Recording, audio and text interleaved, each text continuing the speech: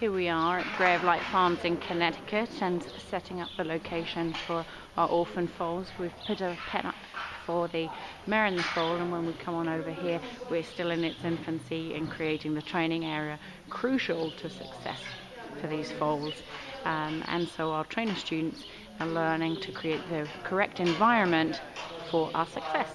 Here's two of our youngsters coming up the aisleway. So these guys have not had halters on, as you can see, and they're gentle, but at the same time unaware and untrained and rather young, and it's cute. They're coming up to the trailer. I'm going to back off a little bit so they can look at the trailer. Oh, I just have to show you guys this. Really special. And we've just let the other two out the back there. You can see they're our youngest, or our littlest, and they've got plenty of time to check out the trailer, as the ladies back there just suggest to them that they stay in this area with the focus on the trailer. Can't even see them there. Can't recapture these moments. It's the first time, they see in the large arena and people in it, and what's so telling is always who steps forward first. And right now, we didn't capture it on the film, but it was the little bay and very clearly the Appaloosa that were the two that loaded up, and they're the two that have come forward. It's a big step up, but they've handled it really well. Little guy back there was our last one to load, our smallest one. But you can't recapture these moments. I'm hoping to capture them for all of you.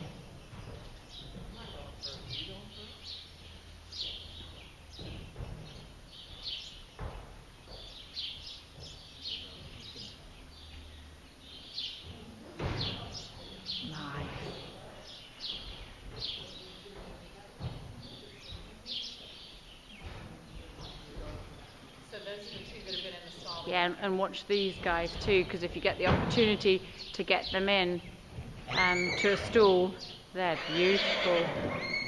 It's also nice because they get a moment to stretch their legs.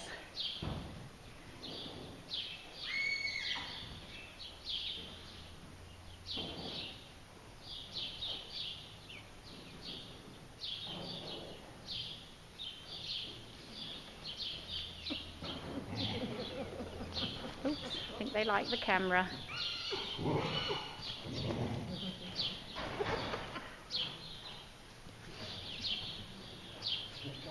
Watch the space.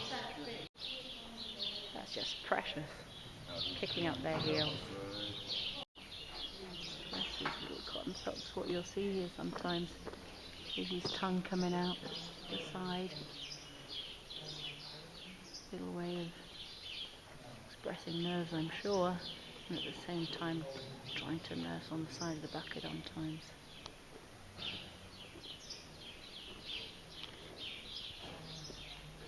But we've immediately got the milk and the food in here waiting.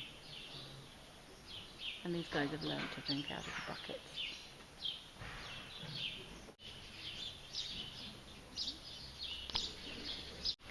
So we're just commencing our afternoon. The foals have had a break over lunch, and we're introducing ourselves to the foals in a very gentle way where they have complete choice to come over.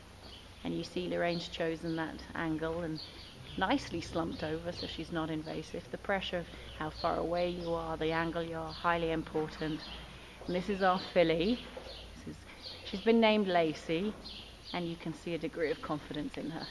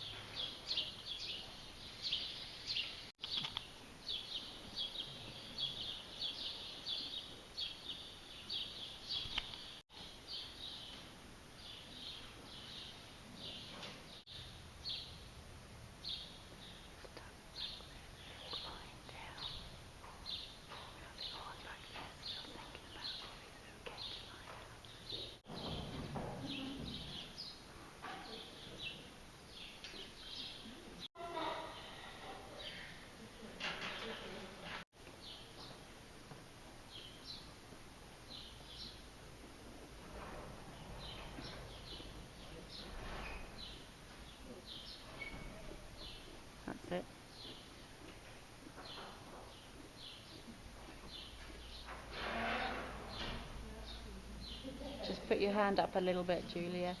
And you can edge your way there. He's sort of thinking about it.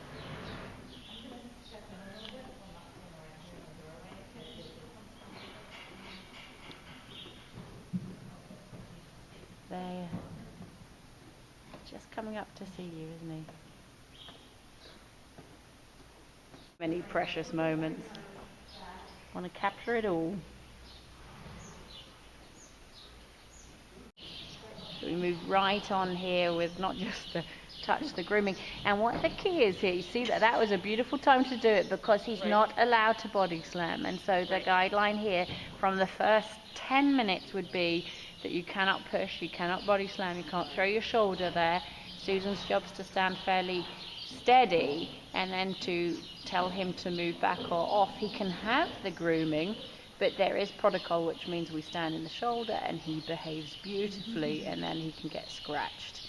And that's the very, very beginning of this connection, as well as the language, because he's only a few weeks old and he hasn't necessarily learnt from mother. It's a learnt language, so he has to also learn from his peers as well as us as to what's expected from him. And so here you see him not pushing her this time. He's going to explore a bit, and that's okay, but he just can't be rude with it. And he's just going to decide, I love the grooming, how do I get it? There, see that for a presentation? Spectacular.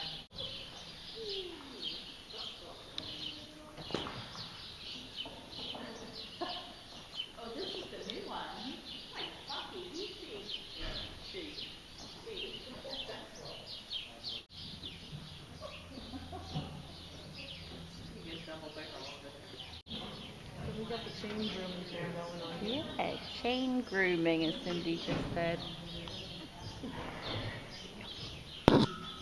And then you see the little one just loving it. So none of this in the stall.